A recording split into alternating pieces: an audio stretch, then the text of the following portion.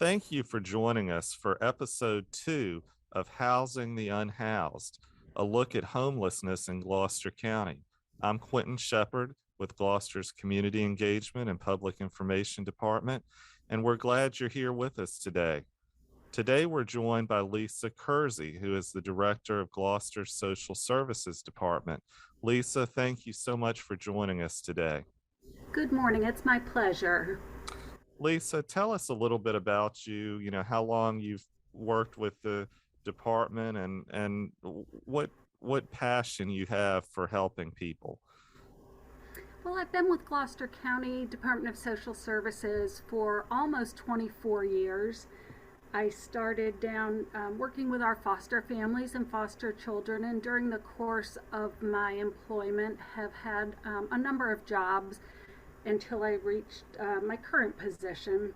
Today we're talking a little bit about the issue of the unhoused in the county. From your perspective, how big of an issue is homelessness in Gloucester?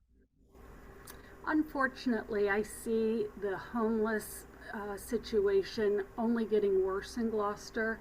During my employment and my work with various programs around the county, I've seen this situation grow. We're lucky that we have some resources, but there's still a lot of ground to cover in terms of being able to assist those in need.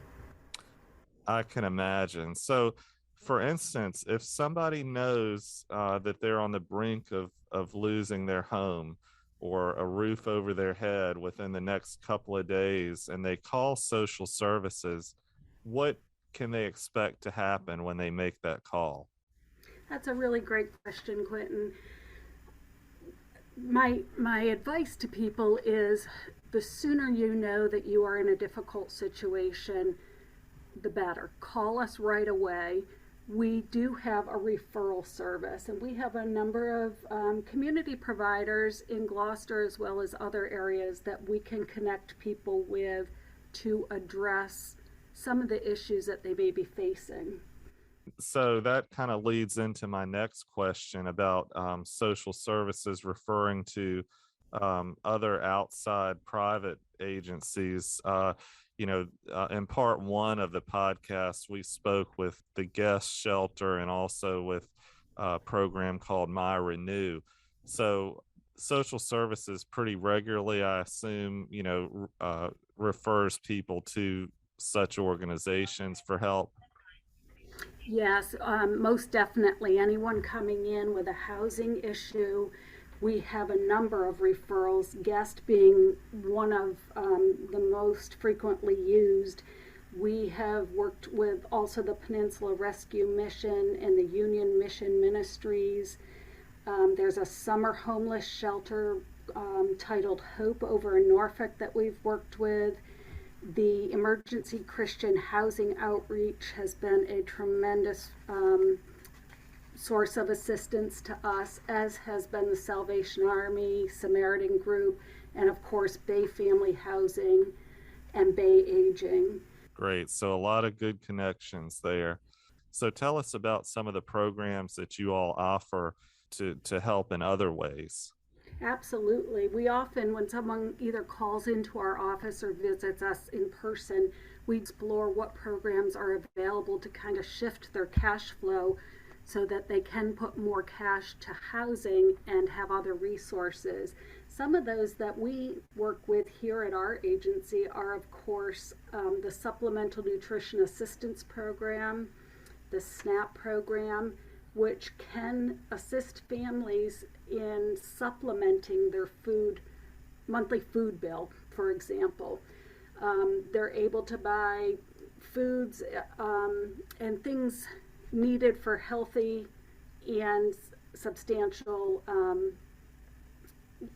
diet and food for their families. We also have the Medicaid and FAMOUS program through the Department of Medical Assistance Programs. That helps with health care and insurance and dental assistance.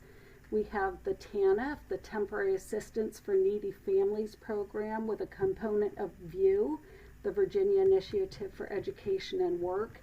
And one program, especially at this time of year, that's really important to keep in mind is our energy assistance program.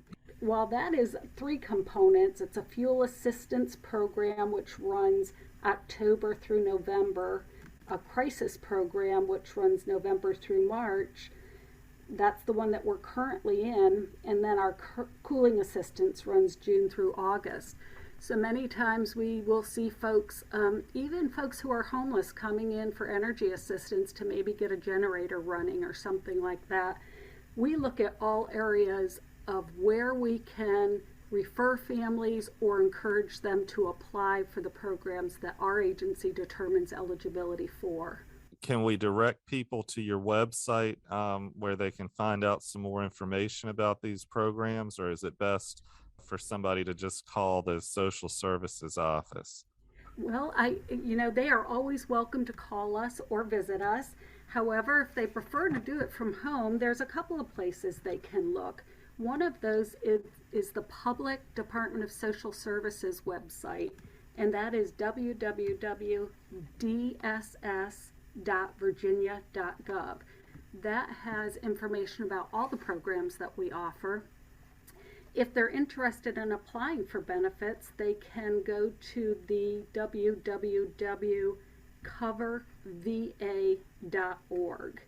Okay. And that is a great place to go on. You can even kind of do a little preliminary test to see if you would qualify for some programs. They can do that from the comfort of their own home. So 1-855-242-8282 to assist with any Medicaid information folks may be in need of. Great. And we'll be sure to put all of those links and phone numbers that you just mentioned in the description of this podcast so that everybody will have it right there at their fingertips. Lisa, thank you so much for talking to us today. Is there anything that we didn't mention that you'd like to add?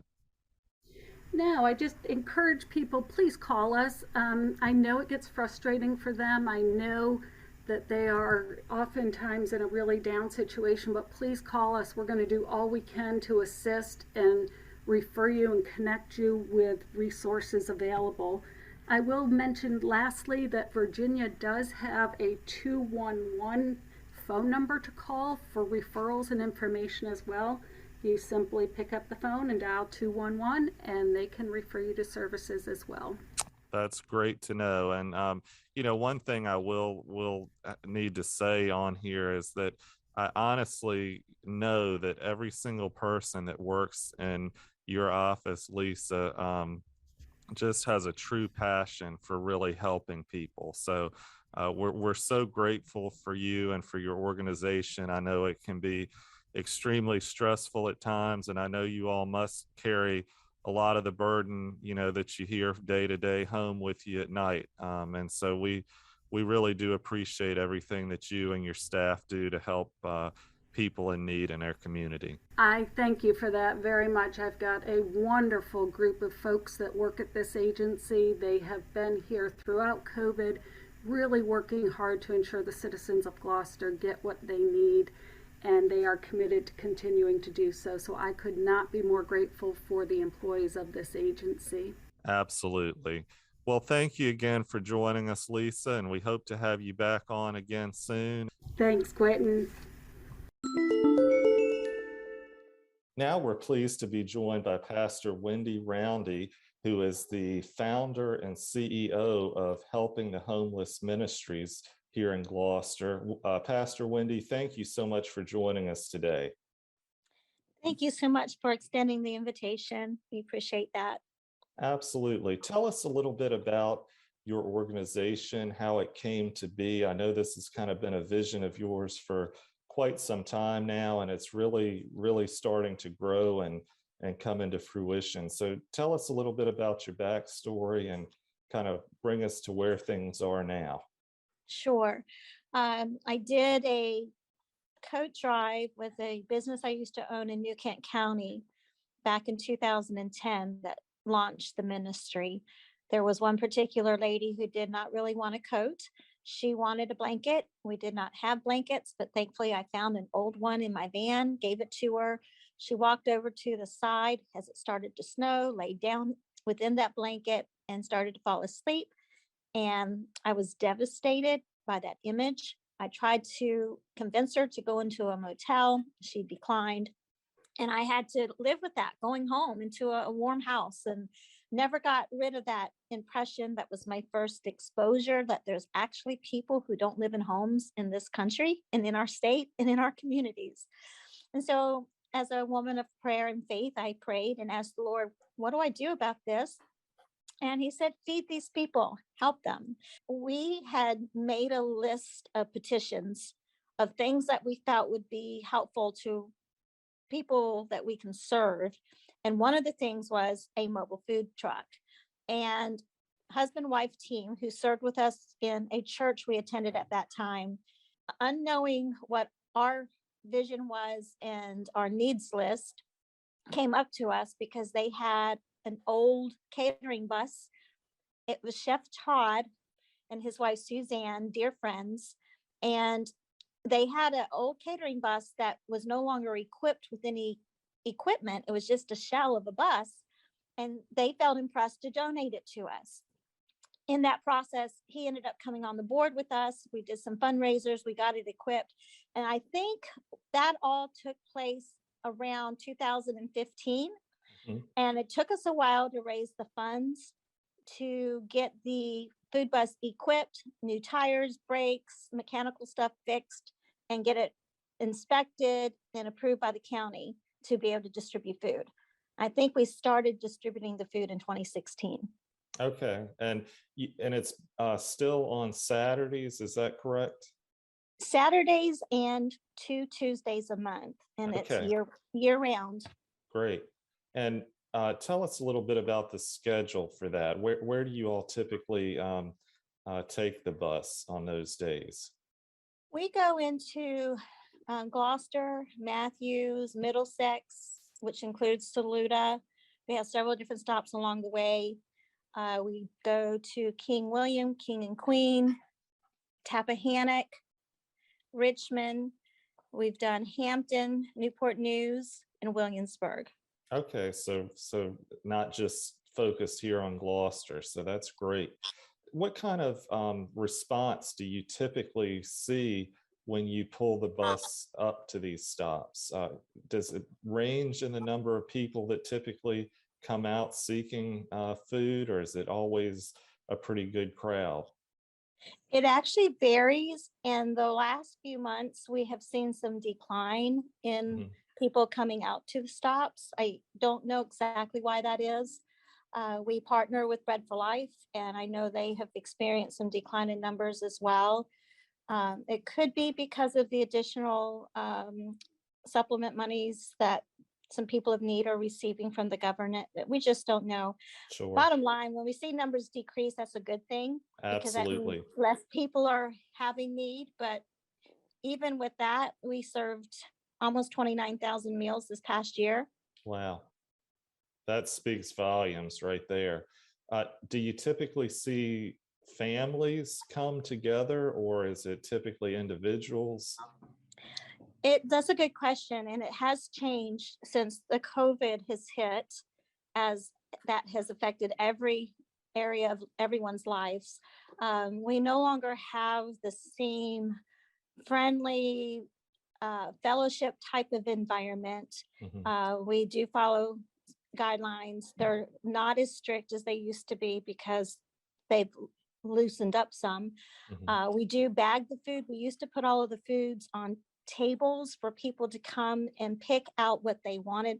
Let me back up. On the food bus, we have a hot meal that we give out to everyone who comes. We don't require anyone prove that they're in need. If they show up, we'll feed them. They get a dessert. They get a beverage, either a bottled water or juice for the children. They get a breakfast bag, which is a paper lunch bag filled with 7 to 8 items to help them through the week. And then we give them some bagged groceries. If they are sheltered, which probably 85% of the people we serve right now are sheltered, but just struggling with poverty and food insecurities, Hmm. then they get several bags of groceries that are non-perishable, sometimes perishable, sometimes it's frozen meats, depends on what we have. But the unsheltered residents that are either living in cars, broken down homes, tents, that kind of thing, we have a different types of food we give them, foods that they don't need a stove to cook with. And Okay. so that's stuff that we are distributing.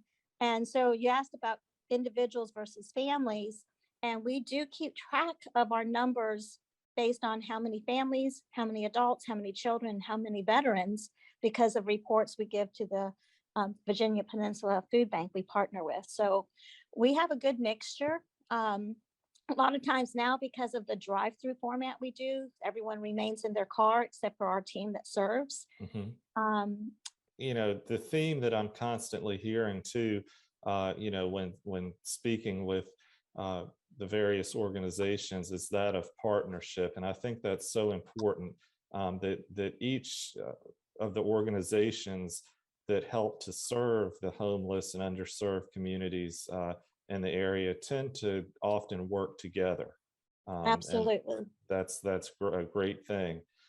Obviously, without volunteers, we can't do anything. We are blessed to have a tremendous number of volunteers um, for the food bus side, street side of ministry, because we do go downtown certain areas and we just walk the streets and try to be a light in a dark area. And then we distribute things to people in need.